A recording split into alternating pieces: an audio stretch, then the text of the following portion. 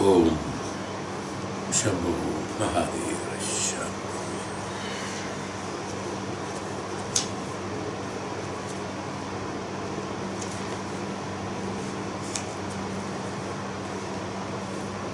So the verse 1 of Atmabodha, we had been speaking on Adi Shankara's initiative and speciality of Advaita Siddhantam.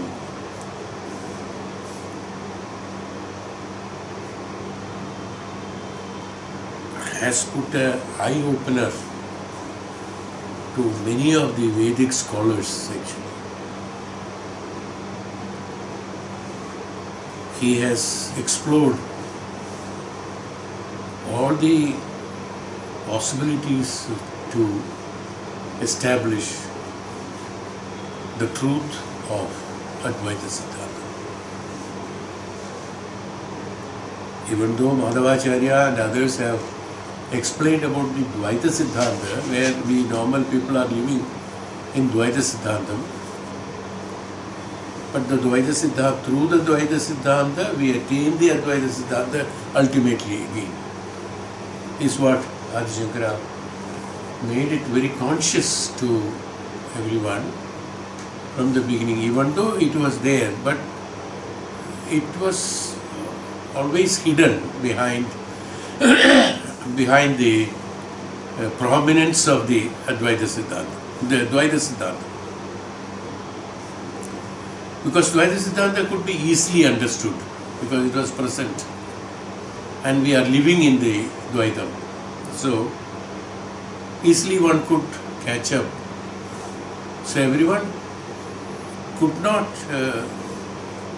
even though Upanishads and Vedas have all specified about the Advaita Siddhantam, but as I told you, the prominence and the highlighting them and bringing out the truth and the fragrance of I would call it, the fragrance of the Advaita Siddhanta was brought in and spread by Acharya, by Adi Sankaracharya.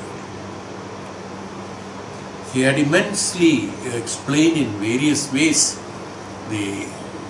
how one has to establish the fact of Advaita Siddhanta in us for the purpose of study of Vedanta and for the purpose of liberation. It is very necessary. And he has proved in our day-to-day life also we are in fact practicing Advaita Siddhanta. When we are doing puja, when we are doing worship, we are practically doing an Advaita Siddhantam only. We are closing our eyes and praying. So we see Bhagwan only, Ishvara. Let us say, in a temple when you go there, I think most of us, for some time we may look at the Vigraha and all that. After that, for the real prayers, we close our eyes. Go inside us. Advaita. While worshipping, we are doing Advaita. When you do a puja, it's Advaita. I am Samarpayami. I used to tell this earlier in our Upanishad classes. The word itself is that Aham Samarpayami. I am submitting myself. Every time you put something in the form of dravyam, let it be flower, let it be dhupam, deepam, anything for that matter. Each and everything when you do it, you say Samarpayami. Samarpayami means I am submitting myself. It's not that I am submitting a flower. I am submitting myself. I am Samarpayami. So this importance has been, even though it was there, even though it is there in our own life, how many of us have understood about the Advaita Siddhanta, or are we even today conscious about the Advaita Siddhanta? When we are doing puja, I am saying Samarpayami. How many are conscious that when we say Samarpayami, that I am submitting myself? Is what the prominence, there is endless. We can talk, I think mine is of course very limited knowledge on that. There are great people have spoken at length and volumes on the Advaita Siddhanta and how one has to practice it and one has to achieve it. Because that alone leads us to liberation is the truth. In Dvaitam we will not get liberation because there are two. How can you get liberated in Dvaitam? So I am reminded of, we spoke some time back in our Upanishad classes also that when I explained about the Advaitam, I think a number of times we have talked about this subject. So one beautiful thing I am reminded of that is that when we say, I was explaining about the Ekam and the Anekam, and we said that we cannot say Ekam because we did not say Dvaita, they said it is not Ekam, it is neither Anekam nor it is Ekam. Why we cannot say Ekam is that because whenever somebody says it is Ekam, that somebody and the Eka is existing. There are two. Who will qualify it is Ekam? The moment somebody says it is Ekam, it is Dvaitam. So once the merging is done, Ekam is not there. So Ekam is not specified. This is the reason how it's beautifully done. When there is somebody, that is why Bhagavad Gita also spoke about Kshetra Kshetratya Vibhava Yogam. Drishta Drishyam Darshanam. Drishta Drishyam Darshanam. The seer, seen and seeing. Same way, Jnata, Jneyam, Jnanam.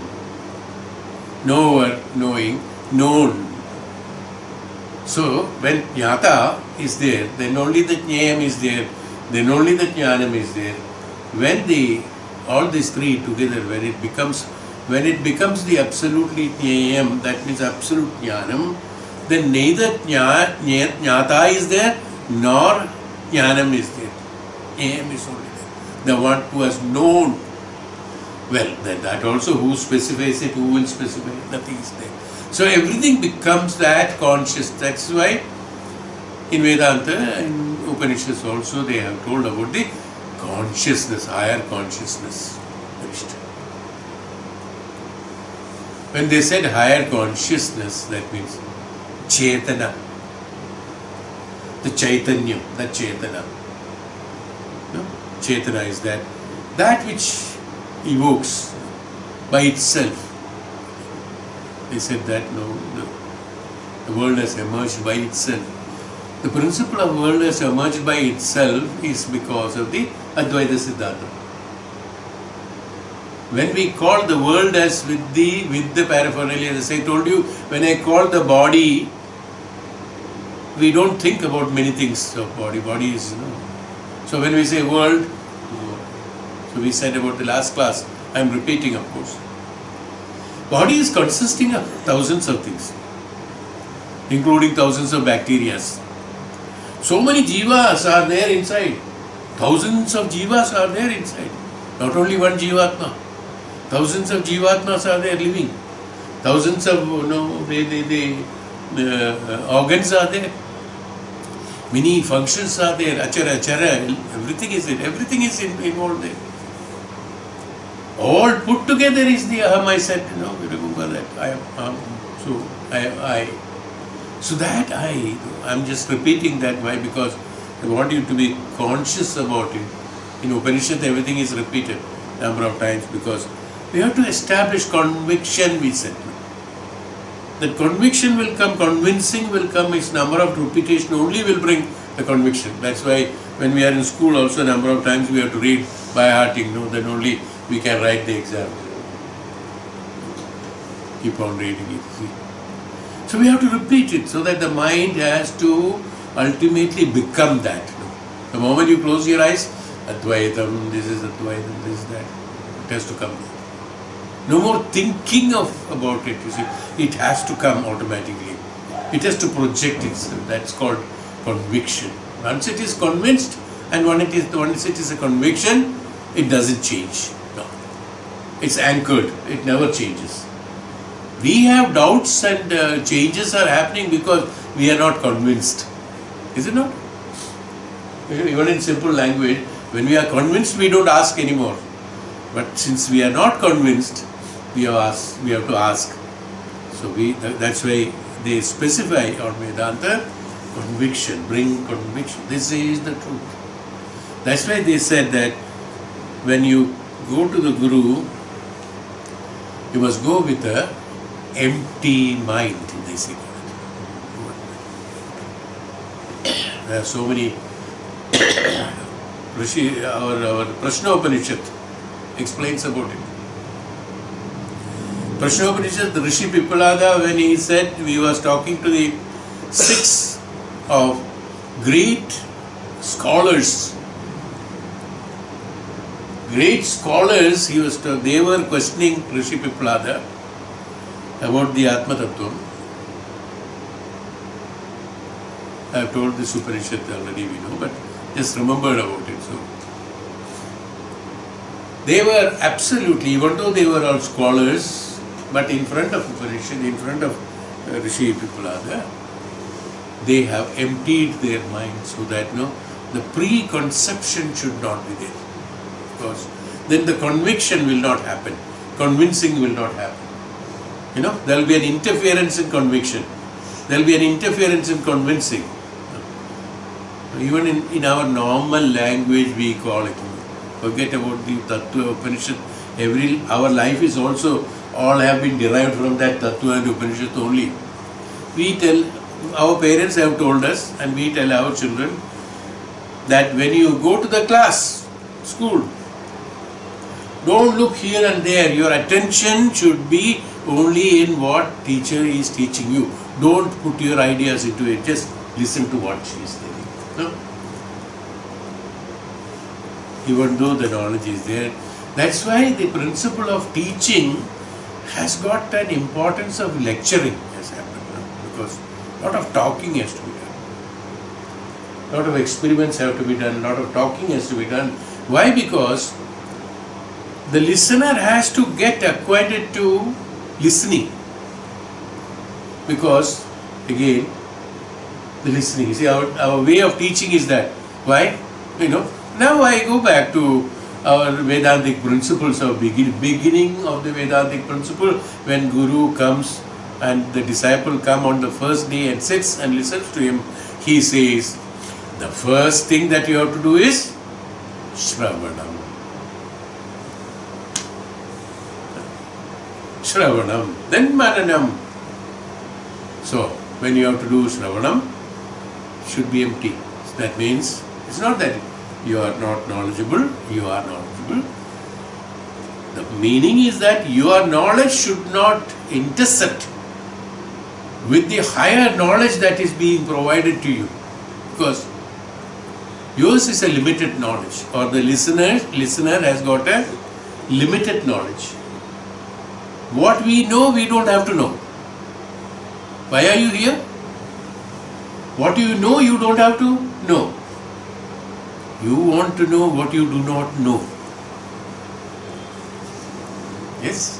That's why we are all studying or going to satsang, going to classes, going to examinations. Why? Because we want to know what we do not know. So there are things which we do not know. We should understand one thing. Always there are thousands of things. What we know is only not even 1%. 99% there are things which are not known to us. So we have to know about it. So that's why we said that learning is a process of lifelong, or janmas, number of janmas will continue. Why? Because there are so many things to learn.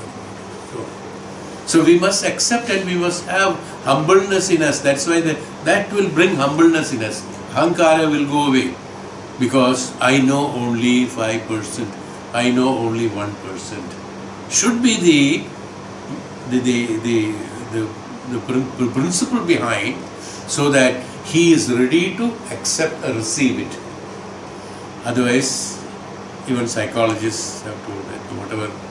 That's why all these principles of making you hypnotized and then giving you suggestions and all, why it has happened? because they want you to listen by forcefully. So that when you are hypnotized, then you are not using your brain or your intelligence for the purpose of execution of thoughts. You are using somebody's thoughts. This has to be done when we are conscious. That's called self-hypnotism. We are all self-hypnotized. All of us are self-hypnotized. What we have hypnotized us, only we do.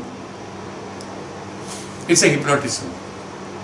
We have to come out of this hypnotism. You see, hypnotism is something which is forced on us, you see. That's called hypnotism. Is it not?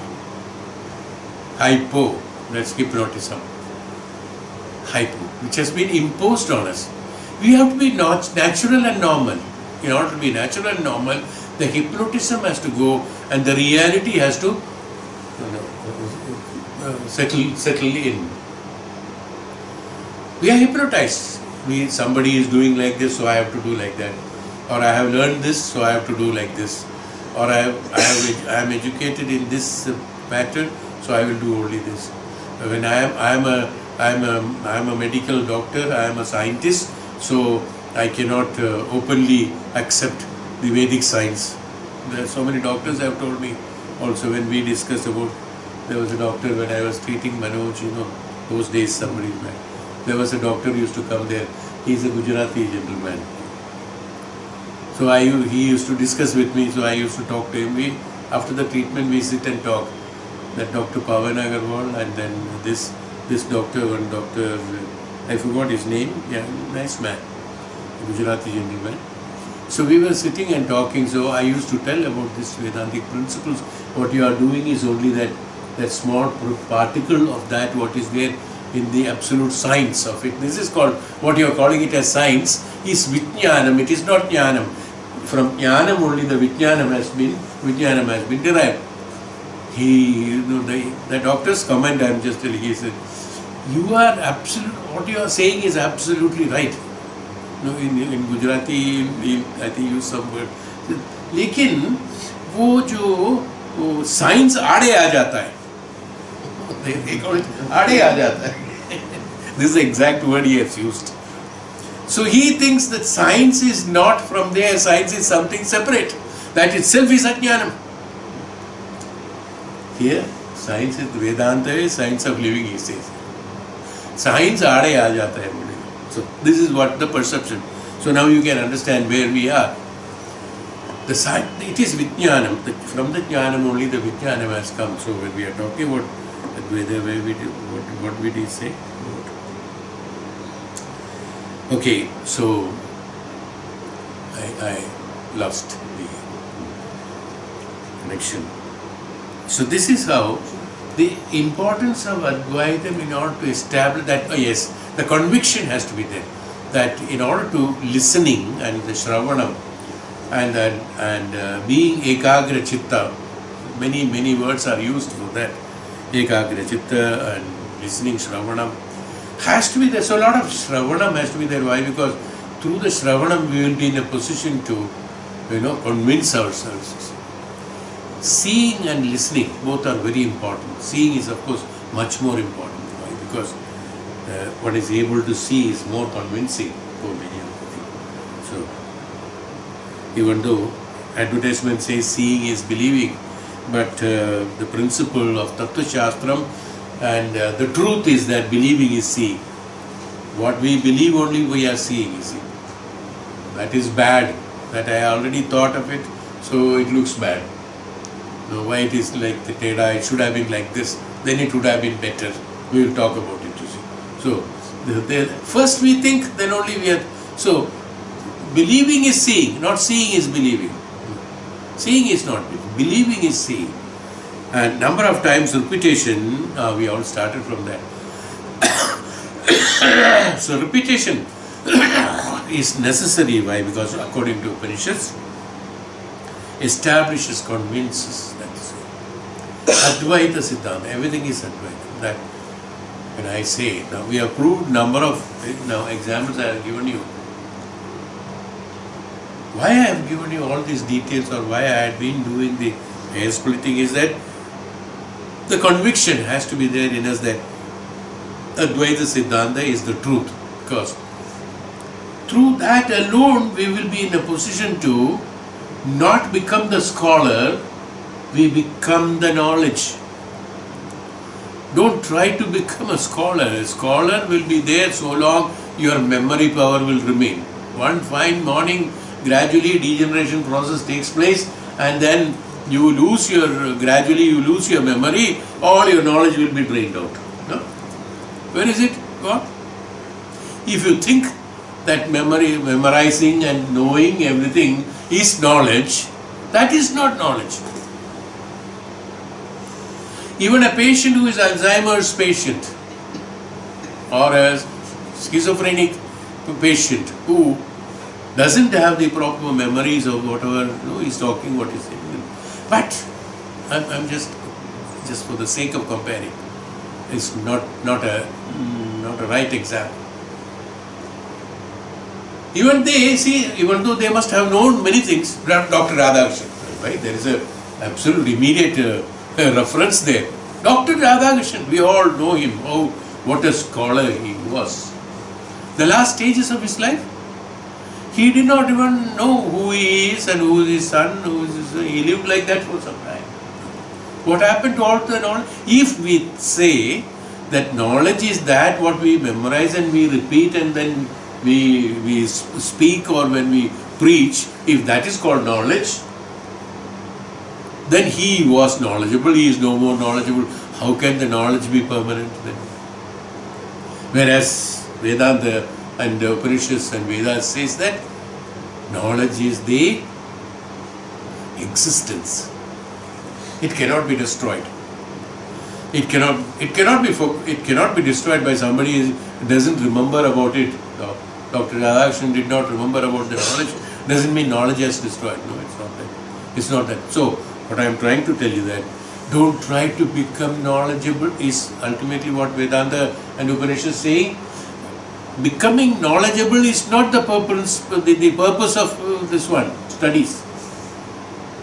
Becoming knowledgeable is not the purpose, but to become the knowledge is the purpose.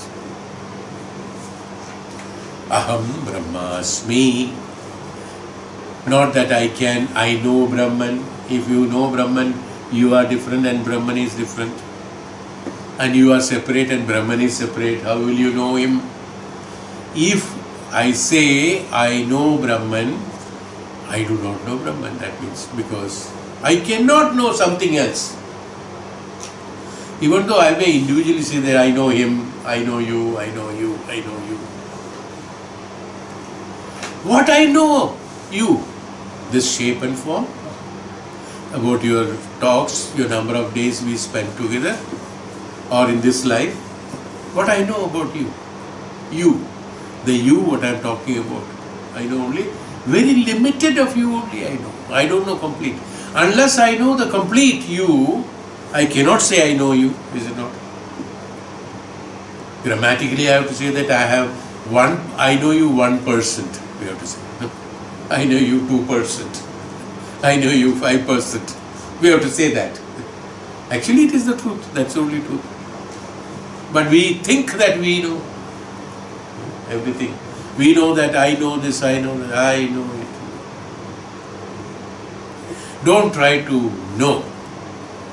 Be knowledgeable. That means our purpose of base, I'm just putting the base on the Vedantic studies. See.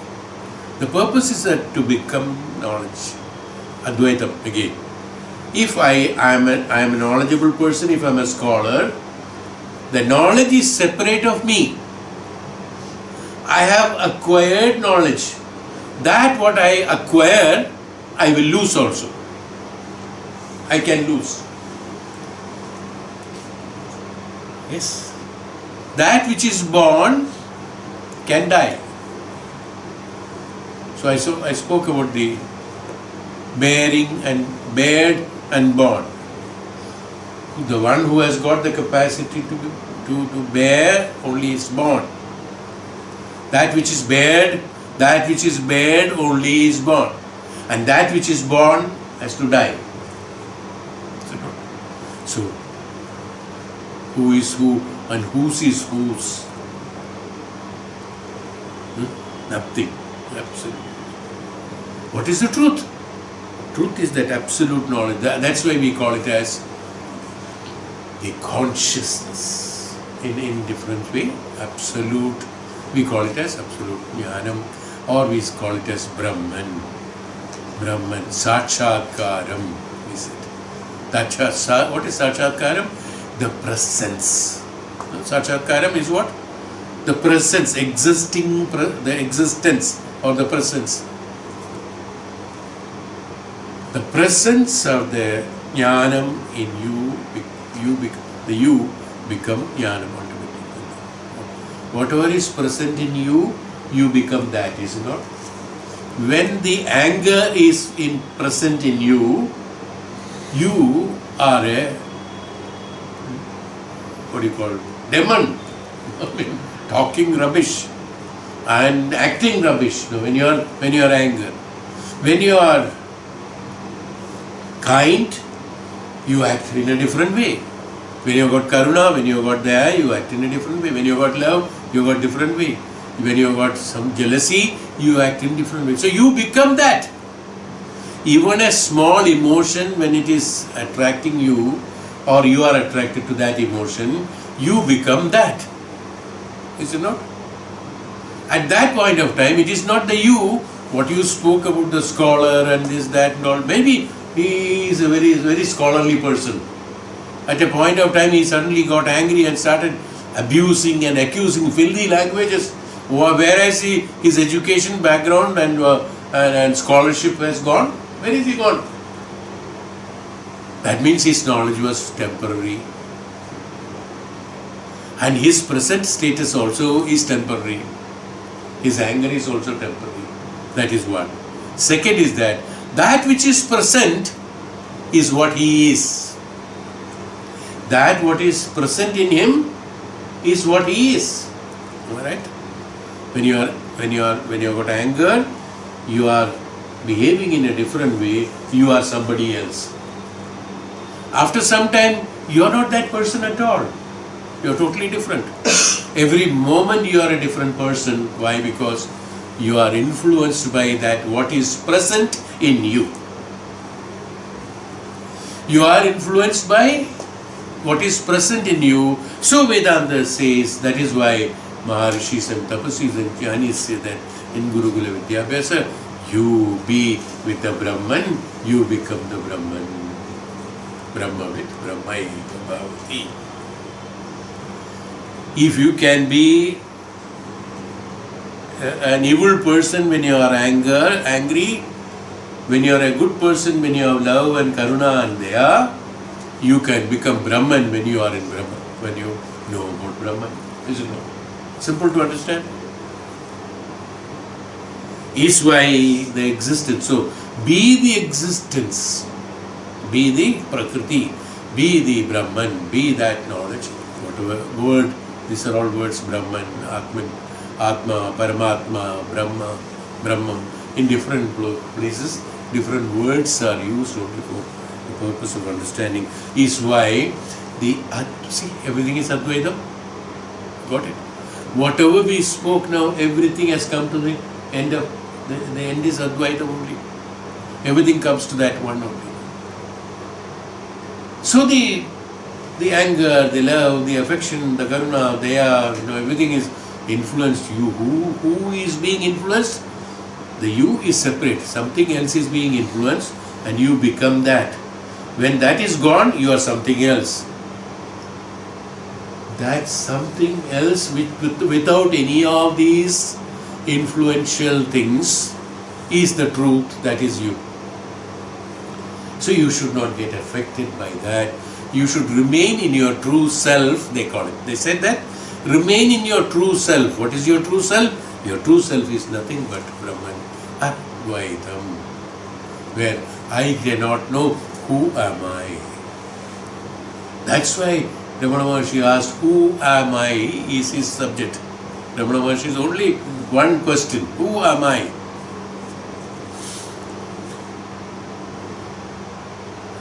None of these. There is no answer. Who am I? There is no, like in our normal subjects, no, is equal to this, no.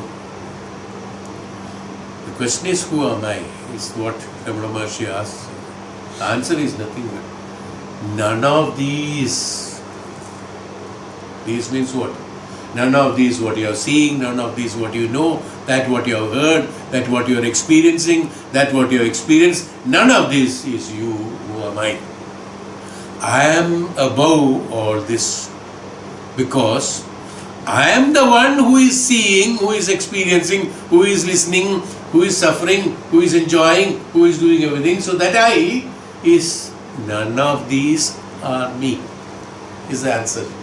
Who am I? Who am I means I am so and so, he is not telling. When I say I am so and so, then finished. That's not the answer, that's wrong. No? None of these is I. Beautiful it is. Because I is the one who is seeing all these things, who is experiencing all this. How can I say I am that? Somebody has given me a name. Am I that? No. For somebody's facility to identify me, they have given me a name. Not that I want a name. Do I? Do I want a name to know me? Honestly, any one of us. Do we want a name to know us? No. Because you want to know me, so you have put a name for me. I am not responsible for it. Right? Yeah? How beautiful it is it not? I am not that. Who am I? I am not that. This you said I am this. That's not my problem. You called me so and so, right? That's up to you. But am I that? Do I have to tell me that I am that? Every time remember, this is my name.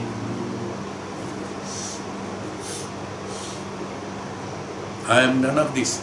So the principle of who am I am none of these. Then what? That which is none of these. Or that which is, when I say none of this, which is everything of this. Inclusiveness they call it. Parabrahman has got pariyas. Inclusive of all that is called Parabrahman.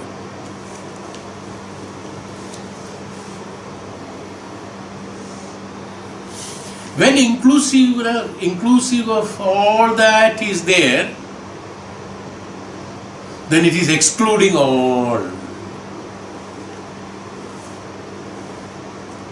When it is included, it is also excluded. That's it. Why? Because it's not that including in the sense, not in this physical sense, including, assimilating one included. Inclusive of everything is called Parabrahman, so exclusive of everything is Parabrahman. That's it. Both are same. If an inclusion is an action, then inclusion and exclusion are different, opposites. If it is not an action, it's not a karma, then both are same. Good and bad are same if it is not being acted on. If I do something, because of certain qualifications, I qualify it as good, then it is good, then it opposite to that is bad. Without an action, when it is put into an action, it is different. But an action without a purpose, without an intention, without an expectation of result and things like that, there is no good and bad. An action is an action. Experience is experience. So, Bhagavan said, whatever you do, you do. Bhagavad Gita said that you just do your karma and submit the result to me. So what happens? That karma that what is done, identification of good and bad is not there. That what is supposed to be done is done. That's called an experiencing. Experiencing. The good and bad comes when relativity comes. The good and bad comes when relativity comes. Relative. It's a relative term. Good and bad is relative term. Is why good and good for you and good for me is not the same. It's a relative term. So, Advaitam. What I am trying to tell that every sentence I will speak, you will find there is Advaitam in that, is what I am trying to tell you. But we have never realized it. Bh.Aadi, Bhagavan, Acharya has projected it out, brought that beautiful fragrance to us. Look, this is what you are, this is what you have. Is what is called the... So that we said about the tapas in the last time. What are sins and how they come? Yes, it's correct. Pilgrimage, fasting, dhyanam, spiritual endeavor, everything, self-control, or different ways of tapas, everything that we intently do it with absolute consciousness, with absolute intention, with intently what we are doing is a tapas. That's all. Tapa. Tapo avastha, tapas. Tapo avastha, tapasya avastha. That's why tapasya avastha, they said. Tapaha is tapasya avastha. When he is in a doing that, he is in a tapasya avastha. Constantly, in an absolute being in that. All these things are through these methods. Which methods? The dedication of higher pilgrimage, fasting, japa, dhyana, spiritual endeavor, studies, and there are so many practices we do. All these are these tapas are nothing but weakening the sins, we call it. That's called weakening the sins. In other words, it's purification of the self actually. The sin, what is a sin? Sin is not an action alone, including action. Action is also a sin, no doubt. Action comes later. Actually, that's the last thing that what we do.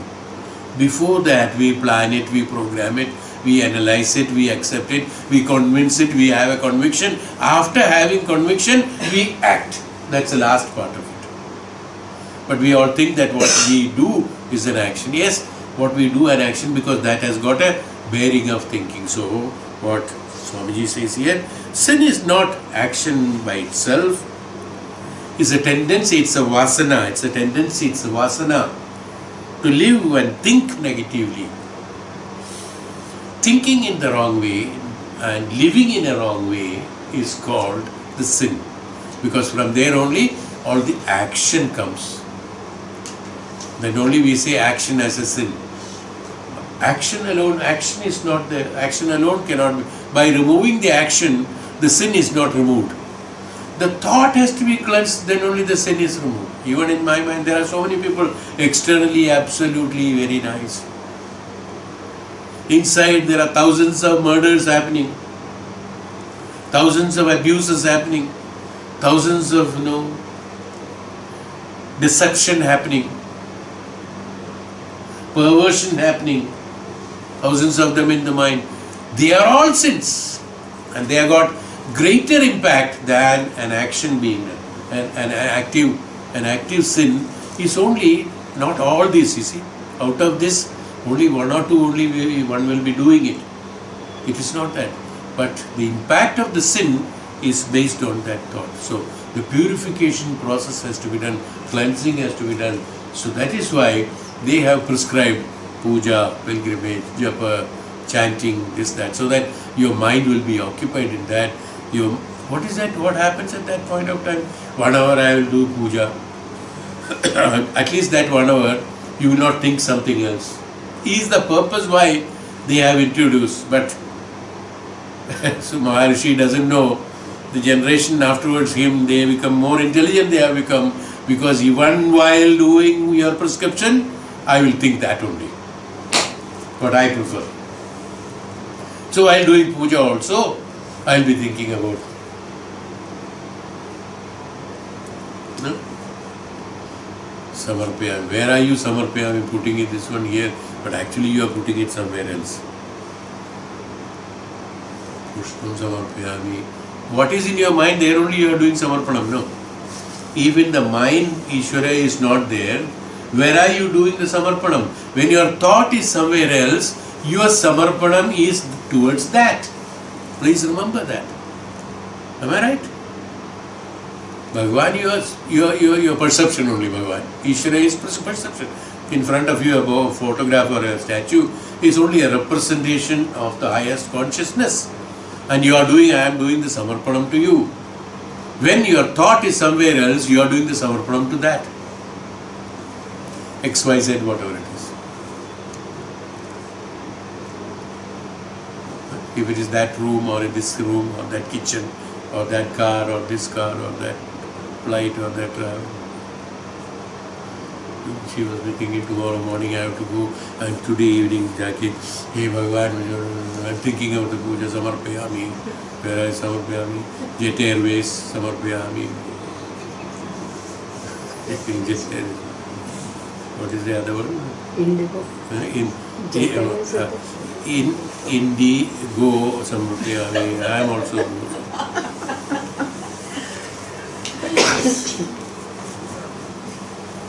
Thoughts, that's sin. The thought is that sin, the vasana, that's called the tendency. Vasana, the thought comes from the tendency, from the vasana. So from where this comes, this negativeness, which is left over in our mind as a result of our wrong actions sometimes. Every time we do a thinking, every time we do an action, this experience has been registered and kept in us. They take prominence in these memories, and every time when we want to think something else, this will immediately come inside that, because they are all programmed and kept ready. We have to silence them. They are coming from those wrong actions only. The previous actions, that's why we said Sancheda karma, Agami karma, and somebody said, hey, there is no past karma. What is this? Nothing. Where is the past? Where is future? Where is present? Nobody knows. Absolutely is there. That what you thought some time back is past only. That what you establish inside you, that is an experience. That experience is a past karma. Sancheda karma. Prarabdha karma. Prarabdha, Sancheda and Agami. So the Prarabdha karma has already been thought of it. Based on that Prarabdha karma, many things are being done in today, Sancheda karma. And that effect is affected in the Agami karma. So it is there. This precisely it is there. It is there because we had been experiencing it something or other. Now, we can correct it. It is not that. It has been done by us only. That Prarabdha is also being created by us only. So that can be eliminated. That can be removed. That can be eliminated. No doubt about it. How to do that is why. That vasana, that intention or that tendency towards that. Vasana is the tendency. I ate something, I have a tendency to eat it again because I liked it. That like, that desire has created an attachment in my mind. So that attachment, I would like to have the same experience again, is called a tendency. That tendency is called the sin. Tendency should not be there. It may be same, it may not be same, it cannot be same. It has to be different. It has to be different.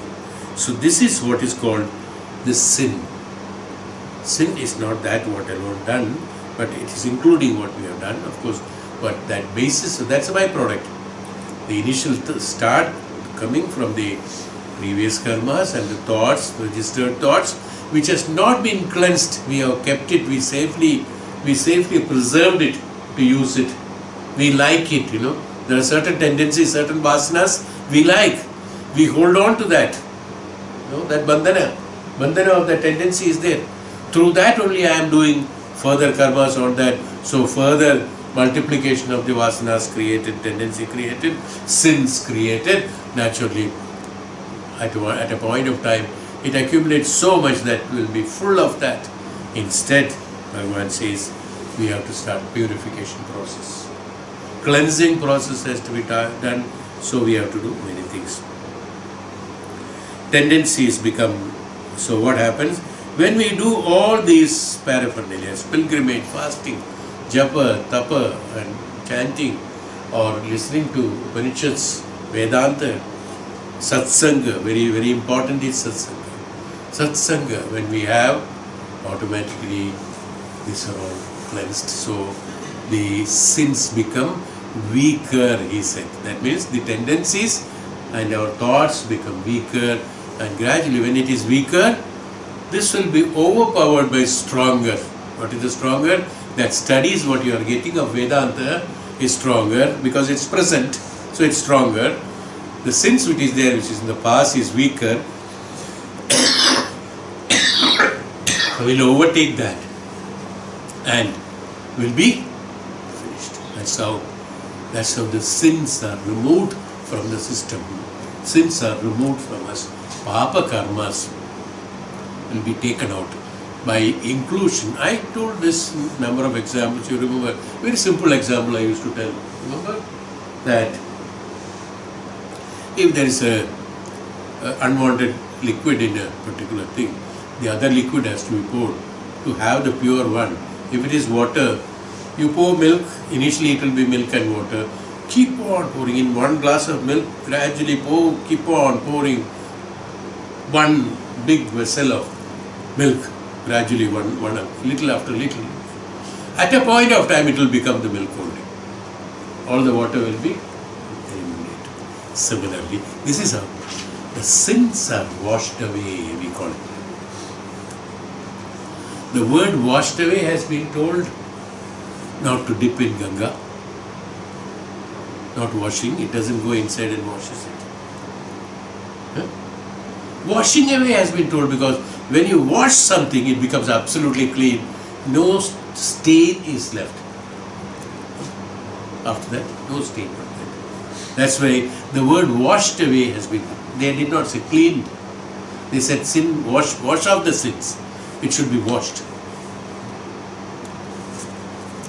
That's why the word washed has been used, so that absolutely it becomes clean. So he says that these sinful tendencies become weak when we practice self-control over a period of time. That's why the practices of listening of Upanishads gradually will make you, and then meditate on that, way what to do. That's why in ashrams, Maharishis, how they used to train the disciples, and gradually at a point of time they become great scholars, great tapasvis, great jnanis. They become all that, you see. When we have thus quietened our physical agitations, he called it as physical agitation. These are all physical agitation only. That what you are thinking is also physical agitation. No? Physics. Because everything is other than Brahman, everything is physical. So including the mind, the thought, everything is also considered to be physical only. Physical activity. So when we have quietened our physical agitations through the consciousness and divinely dedicated self-control, tapasya has been identified as the translation here. Self-control has been told as tapas. Constantly being in that's tapas. So that's a self-control. I told you self cannot be controlled, it's not the control of the self. It's the control of other activities which is surrounding the self is called the self-control. Controlling the self from not going from there. One is that controlling the outsiders to come inside, another is the inside one not to go outside. It both are self. The self, hey, you don't go there, don't look at, we say that, no children. No, don't go there. Self-control, control of, he is not getting attracted to that. So we keep the children away from that. It's called control, no? This is the same way. Let yourself, let your mind, let your thoughts, let your mind, let your emotions, let your vasanas not get attracted to that. Is one way of doing it, not at all. There is a story you must have heard about.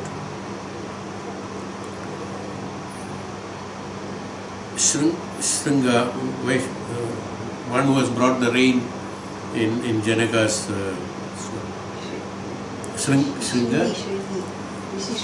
Rishi Shringi.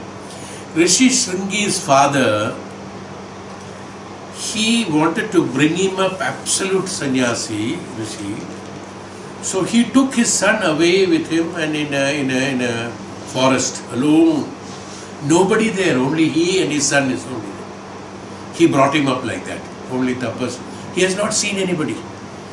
He has only seen animals and trees and plants, and no human being except the father, no one else. No one else. So Rishi Shringi has been brought out like that. So he became a absolute disciplined sannyasi. Because no flaws in him, no vasanas. He is not seeing anything, not anyone. No vasanas, no thoughts, nothing. They cook, they eat and they sleep. They do japa, they do yajna, they do chanting, they do meditation, they do everything. Rishi Shringi.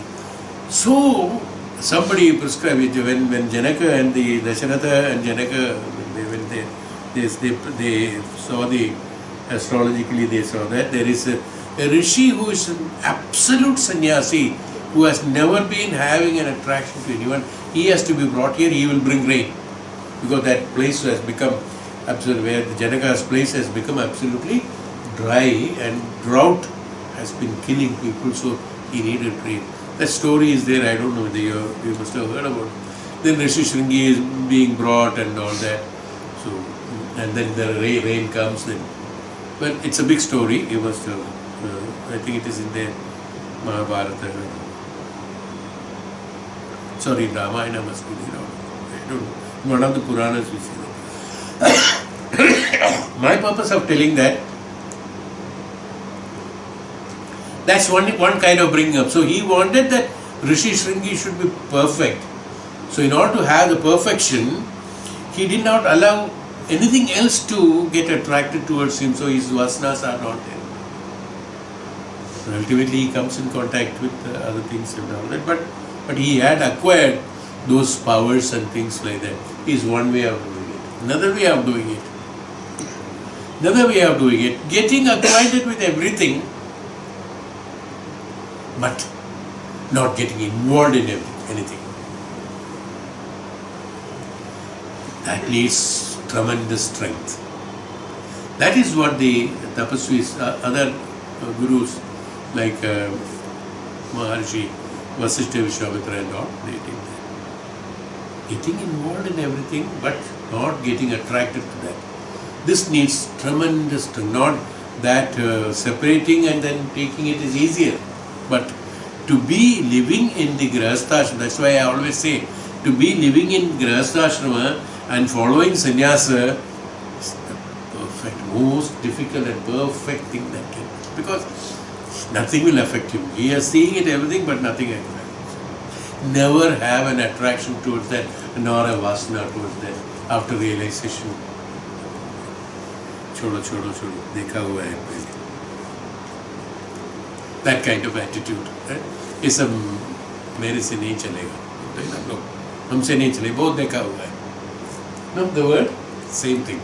That has to come. This word. So sin. So the self-control. When you practice constantly this kind of discipline in you, then you will be in a position to do that. When you have thus quieted our physical agitations, through consciousness and divinely dedicated self-control, tapas, the natural result is a growing sense of calmness. The calmness means what? Non-agitative state. It is not that keeping silent or not doing any activity is not calmness. Calmness is that even though you are doing an activity, it is not having an agitation in the mind. Without having an agitation in the mind, executing everything is called calmness in the heart. And when the mind has thus calmed down, that's why we say calm down, calm down. The rate of fluctuations and created by the desires and attachment will also get reduced to a minimum. Calming down can be done only by knowledge, by understanding, by jnanam only. The calmness to the mind can come. Mind, or here we call it as heart. Here in Vedanta, the heart is here. Heart is here. Calmness can come only through knowledge. That is not necessary. I do not have to get attached to that. I don't have to get attracted to that. That's not necessary. I don't have to get agitated about it. That's happening, let it happen. Okay? That what is supposed to be happening should be happening.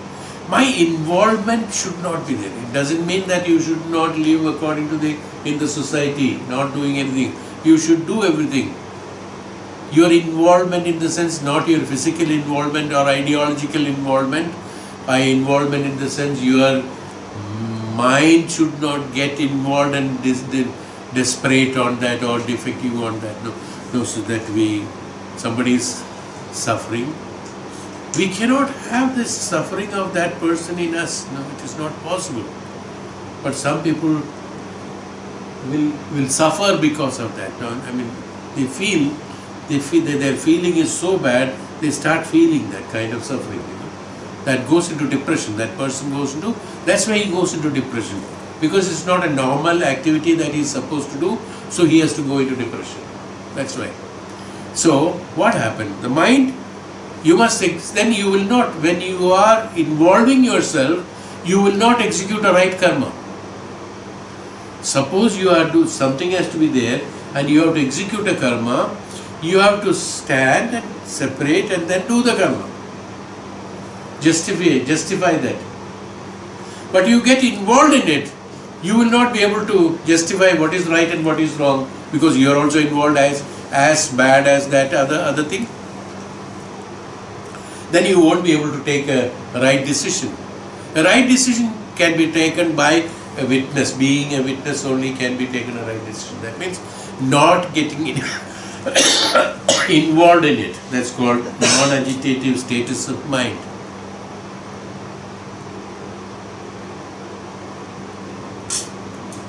When you are in non-agitative status of mind, not getting involved, then only you will be in a position to do the right execution of karma. When you do right execution of karma, these desires, these kind of impressions, these kind of vasanas, these kind of desires, this kind of attachment, this kind of detachment, everything will come. It's called calming down. Calm down in the sense, just be with yourself, the true yourself. None of these things everything. See, in the world there are so many things around us, so many things will keep on happening. I cannot be dancing from this to that and that to that, that to that. Keeping on dancing on that. We cannot get involved in everything. It's not possible and it should not be done. I should be me. My status of non-agitative status, calmness. When you have calmness, then what happened? Let any agitative status be there around. People may get wild and they may shout, they may do. Still you will be in a position to be calm. Because you are not getting involved in that. When somebody is shouting, how you get disturbed and you start shouting? Because you are getting involved in it. Suppose you are not getting involved in it. ठीक है, कोई बात नहीं. You keep shouting, no problem. We'll talk when you are calm, no problem. That's called calm. Why? Jnanam. That what is happening is not right. So this jnanam is necessary. This calmness will come by self-control. That's called the self-control. In the self-control, what happened? The jnani will never get agitated mind. So neither even in the height of goodness or bad, what we call good and bad, height of both. Both will create agitations. Non-agitative status of mind. Generally, I used to say this repeated number of times. Non-agitative status of mind. No kind of whatever good and bad, maybe as I told you, golden chain or steel chain, it should not get bound by that. Should be separate is called. So he said that calm down, the rate of fluctuation created by desires, attachment will also get reduced to a minimum. It will come down to bare minimum, because being a Sharira, we have certain desires. Being in society, we are living in the executing karmas. Certain basic desires are necessary in us so that to execute our karmas. Other than that, unwanted, hypothecated, the desires and attachment and these ones have to be eliminated. They are all created by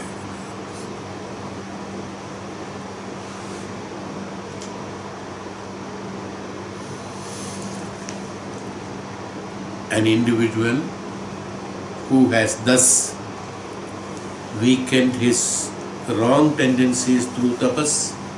Now you know what is tapas? Self-control. What is self-control? This. Who has consequently found to himself, 1. Weakened his wrong tendencies through tapas. B.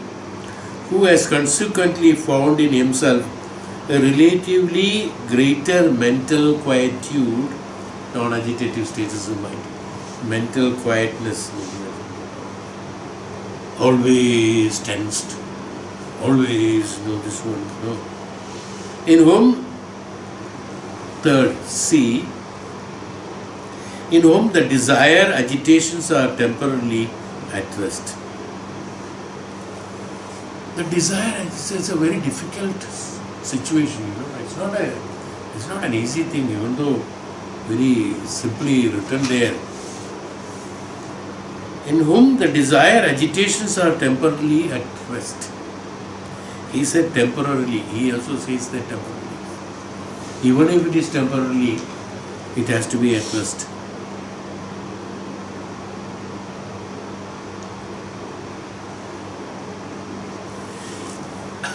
When I read this, I remember that that desire or agitations, putra moha. Maharishi Vyasa also, when the son Shuka was missing from the house, and then he said, the Purana says, Mahabharata says that he went shouting to the trees and plants and Prakriti, have you seen my son? He was agitated. Temporary agitation, temporary desire towards that. It was there. But even though Vedantically it has been told in a different Quran says about this, only to make a common man understand that, look, you have a desire, it's not wrong, I have it. But realize that it is wrong. That's all. At a point of time, realize that it is wrong, because you cannot fulfill certain desires. It's not possible. We all say that. There is a common, we all have told number of times, I think, a common word used by most, all the people probably. I have suffered quite a lot in my life in the younger days. I don't want my son to go through that. Who are you, hopeless fellow? To decide what he has got according to his karma. You don't want, then we are at agitated. Like Vedavyasa says. Temporary agitations will be there, it's okay. Having that thought is not wrong. I am not saying it is wrong. But you must know it is not right. That's all. Being a mother or a father or a grandfather, one can definitely think about it. Then one should convince oneself, saying that, hey, bhai, who are you? I am not God. You are not God to make things happen. Whatever possible by you, contribute. Okay. That should make you satisfied. So you must come with the knowledge. You come to an understanding what you should do, so that you don't go beyond and reach a non-agitative status of mind. Whatever possible, whatever should be extended can be done, should be done, no doubt about it. But then, so physically or society, I mean, for normal people, to make them understand that, look, it is okay, no harm, no problem, because everybody will have desire, everybody will have little attachment. It's not that it can be completely ruled out, it's not possible. We have emotions, we can have it, but we must know, at a point of time, we must know, no, I should not cross beyond this. Enough is enough, now I must do this. I have to have that knowledge of understanding of where is this desire taking me? Is my desire taking me to my disaster? Or is my desire taking me to something good? Up to the point where you don't cross the limit fence of the disaster ship, you can go. Don't cross the fence towards the disaster ship. Is what he is telling. So, in Vedanta, Vedavyasa asking Shuka, said it's totally different principle. It's not that personally a man like Vyasa, who has reached a state of absolute Brahma Sakshatkaram, looking for Sukha is not that. He specified that a great Brahmajnani is looking for the Brahman, because he was looking Brahman in Shuka, and he knows that it will come into him. So he was not looking for the sun. So he was asking the Prakriti. That's why they said he was asking the Prakriti, he was asking the trees, he was asking the birds, he was asking, no, that's what the Purana has written, that he was asking. What does it mean? He was asking everything that is the Sarvam Brahmamaya. He was asking the Brahma Tattvam, Brahmajnanam, where is that Tattva, where is that Brahmajnana, whom he is representing as Shuka. That means he was looking for that Brahmajnanam around in his normal life, is what the explanation is. Shuka has been identified as Brahman because he is the one who has explained about the moksham to Parikshit. That's why he has been identified as a Brahmajnani. So where is that jnanam? He is looking for that jnanam, not for the sun. Is what Vedantically, Vedavyasa looking for the sun is explained about it. It's totally different. Absolutely right. Because a man like him, he cannot be having the desires. But then it has been, an example has been provided there that which like we have as normal human beings, one will have that moha and little bit of desire is there, but at a point of time one should be in a position to be ready to have the vanaprastham. That means absolute identification has to be there, not that getting involved in it and then after. But then the fourth one, these are the qualifications. An individual who has thus have disciplined will have, should have, or will have these things. Who is a sincere seeker, wanting to liberate himself from the personality